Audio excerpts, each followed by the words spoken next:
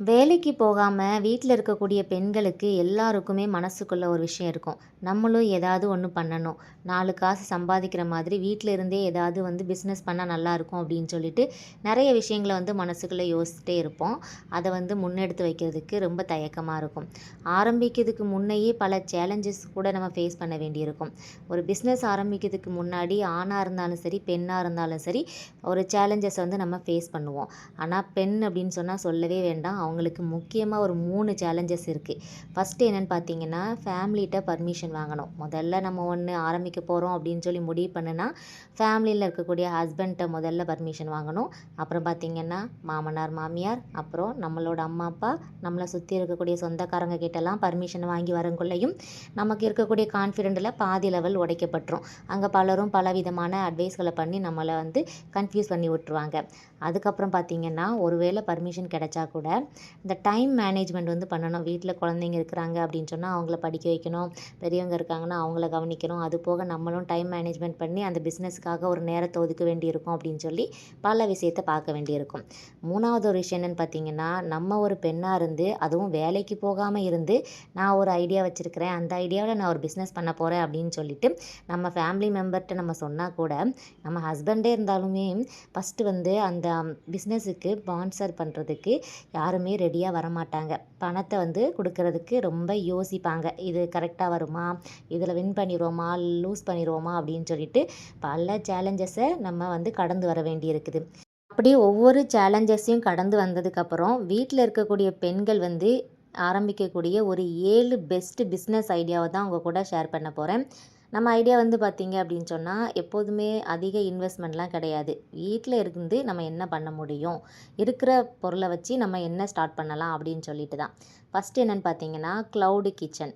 Cloud kitchen அப்படின்னு சொன்னா, இதுக்கு ஸ்பெஷலா நீங்க ஒரு கிச்சன் செட்டப் ரெடி பண்ணணும். அதுக்கு தேவையான பாத்திரம் வாங்கணும். அதுக்கு தேவையான இடம், டைமு, ஆள்லாம் போடணும் அப்படின்லாம் கிடையாது. கிளவுட் கிச்சன் அப்படிங்கிறது நம்ம இப்போ ஃபுட் டெலிவரி ஆப் நெறையா இருக்கு. அதில நம்ம மெம்பர் ஆயி நம்ம நமக்கு தெரிஞ்ச ஸ்பெஷல் டிஷ்ஷஸ நம்ம வீட்டுக்கு எப்படி சமைப்போமோ, ஒரு 4 பேருக்கு சமைக்கிறோம், ஒரு 6 பேருக்கு சமைக்கிறோம் அப்படின்னு சொன்னா, எக்ஸஸா ஒரு 4 பேர், 10 பேர் சாப்பிடுற மாரி சமைச்சு நம்ம சின்னதா ஆரம்பிச்சாலே போதும். நீங்க இப்ப YouTubeல எவ்வளவோ சாதிச்ச பெண்கள பார்த்துருப்பீங்க. இந்த கிச்சன் ஃபீல்ட்ல பார்த்தீங்க அப்படின்னு சொன்னாலே, அவங்க ஸ்டார்ட் பண்ணும்போது கிச்சன்ல தான் ஸ்டார்ட் பண்ணியிருப்பாங்க. அப்புறம் பார்த்தீங்கன்னா, மசாலா பொடி விக்கிறதுலேருந்து, அப்புறமா பார்த்தீங்கன்னா, சோப்பு விக்கிறதுலேருந்து எல்லாமே பார்த்தீங்கன்னா, ஒவ்வொன்னா இன்கிரிமெண்ட் பண்ணிட்டே போயிருப்பாங்க. அவங்களோட ஸ்டார்ட்டிங் பாயிண்ட் எங்கே அப்படின்னு சொல்லி தேடி பாருங்களேன். க்ளவுட் கிச்சன் அப்படிங்கிற ஒரு கான்செப்டில் தான் இருந்திருக்கும். ஸோ இது பெரிய இன்வெஸ்ட்மெண்ட்லாம் கிடையாது.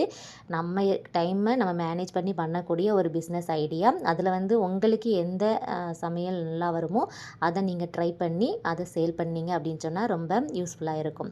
2வது பார்த்தீங்க அப்படின்னு சொன்னால் ஹோம் டியூஷன். ஆல்ரெடி நீங்கள் டியூஷன் எடுத்துக்கிட்டே இருக்கிறீங்க அப்படின்னு சொன்னால், உங்கள் ஏரியாவில் உள்ள இல்லை உங்கள் தெருவில் உள்ள உங்கள் ஊரில் உள்ள பசங்களுக்கு நீங்கள் டியூஷன் எடுக்கீங்க அப்படின்னு தெரியும். குறிப்பிட்ட கொஞ்சம் பேர் உங்கள் கூட படிப்பாங்க.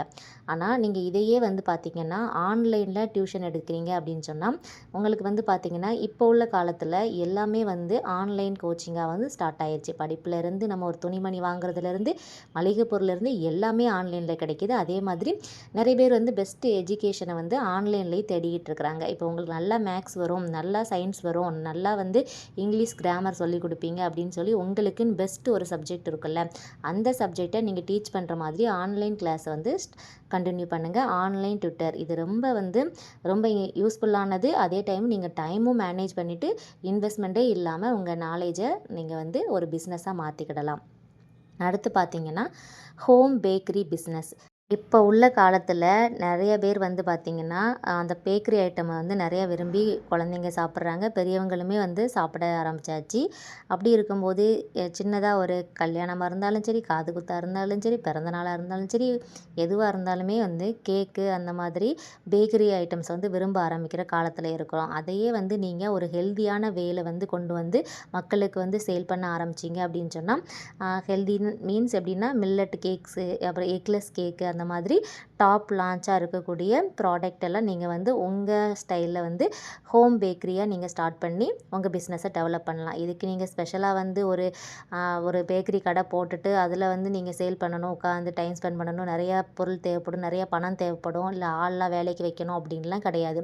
ஸ்டார்டிங் ஸ்டேஜில் நீங்கள் உங்கள் வீட்டிலேயே வந்து ஆர்டர் எடுங்க. இப்போ ஆன்லைன் பிளாட்ஃபார்மில் நீங்கள் பிஸ்னஸ் பண்ணுறீங்க அப்படின்னு சொன்னால் சோஷியல் மீடியாவிலேயும் நீங்கள் ஷேர் பண்ணுங்கள். நீங்கள் பிஸ்னஸ்க்கு ஃபஸ்ட்டு வந்து பார்த்தீங்கன்னா என்ன சிம்பிளாக ஒரு வாரம் கிளாஸ் வந்து நீங்கள் போக வேண்டியிருக்கும்.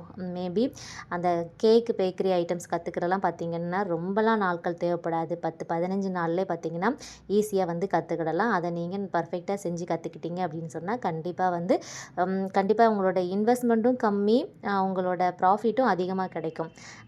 அதுதான் வந்து ஒரு பெஸ்ட்டு வேயாக இருக்கும். இதுவும் நீங்கள் ட்ரை பண்ணி பார்க்கலாம். அடுத்து அஃப்ளிகேட்டிங் மார்க்கெட்டிங்.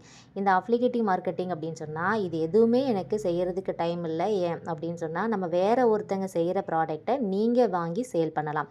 உங்களுக்கு வந்து குறைஞ்ச லாபம் வச்சு. அதாவது இப்போ அமேசான்லேயே நிறையா வந்து அஃப்ளிகேட்டிங் மார்க்கெட்டிங் பண்ணிகிட்ருக்காங்க. எப்படின்னா அங்கே உள்ள பொருட்கள்லாம் வாங்கி அவங்களோட பேஜில் இல்லை அவங்களோட அக்கௌண்ட் சோஷியல் மீடியா அக்கௌண்ட்டில் வந்து அந்த ட்ரெஸ்ஸை வேர் பண்ணி அதை வந்து அஃப்ளிகேட்டிங் மார்க்கெட்டிங்கில் எத்தனை பேர் வாங்குறாங்களோ அதுக்கு உங்களுக்கு இவ்வளோ பணம் வரும். அதாவது ஃபேஸ்புக், இன்ஸ்டாகிராமில் ப்ரொமோஷன் பண்ணுறது மூலமாகவும் இந்த அஃப்ளிகேட்டிங் இப்போ ட்ரெண்டிங்காக போய்கிட்டு இருக்கு. இதுக்கெல்லாம் பார்த்தீங்க அப்படின்னு சொன்னால் நம்ம இன்வெஸ்டே பண்ண தேவை கிடையாது. நம்ம வந்து கிடைக்கிற டைமை நம்ம வந்து மேனேஜ் பண்ணி இந்த அஃப்ளிகேட்டிங் மார்க்கெட் பண்ணலாம். அடுத்து பார்த்தீங்க அப்படின்னு சொன்னால் இந்த சோப் மேக்கிங் பிஸ்னஸ் பண்ணலாம். அதாவது சோப் மேக்கிங் பண்ண உடனே எடுத்த உடனே வந்து நம்ம டக்குன்னு வந்து சோப் மேக்கிங் பண்ணிட்டோம், நம்ம பிராண்டு பெருசாக வந்துடும் அப்படின்னு சொல்லலாம் யோசிக்கக்கூடாது. ஆரம்பத்தில் பார்த்தீங்க அப்படின்னு சொன்னால் நார்மலாக நம்ம சொன்னதான் நம்ம வந்து ரொம்ப அதிகமாக தாம் தூம்னு காலை வைக்காமல் ஸ்டார்டிங்கில் பேசிக்காக சோப் லேர்னிங்கை பற்றி கற்றுக்கிடணும். இப்போ லேர்னிங் பிளாட்ஃபார்மே வந்து நமக்கு அதிகமாக இருக்குது. இப்போ யூடியூப்லேயே வந்து எல்லாருமே லைவாக நம்ம தட்டி விட்டால் போதும், அவ்வளோவும் வந்து கிளாஸாக வந்துடுது.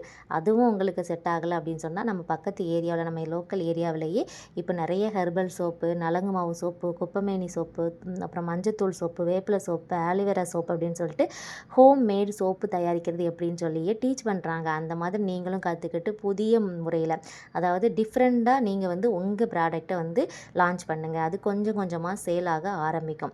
அடுத்து பார்த்தீங்க அப்படின்னு சொன்னால் இப்போ சோஷியல் மீடியாவை எடுத்தாலே போதுமே, எங்கே பார்த்தாலுமே கிளாத்திங் பிஸ்னஸ் வந்து ரொம்ப அதிகமாக இருக்குது.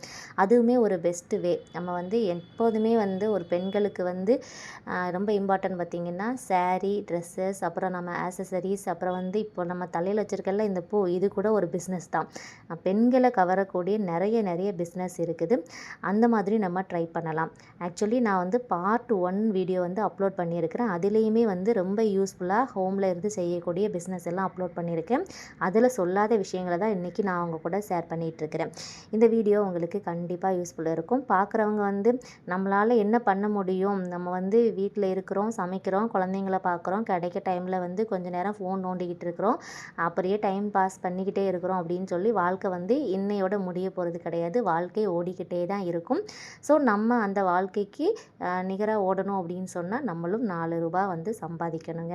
கண்டிப்பாக வந்து அந்த 7 பெஸ்ட் பிஸ்னஸ் ஐடியா வந்து உங்களுக்கு யூஸ்ஃபுல்லாக இருந்திருக்கும் அப்படின்னு நினைக்கிறேன்.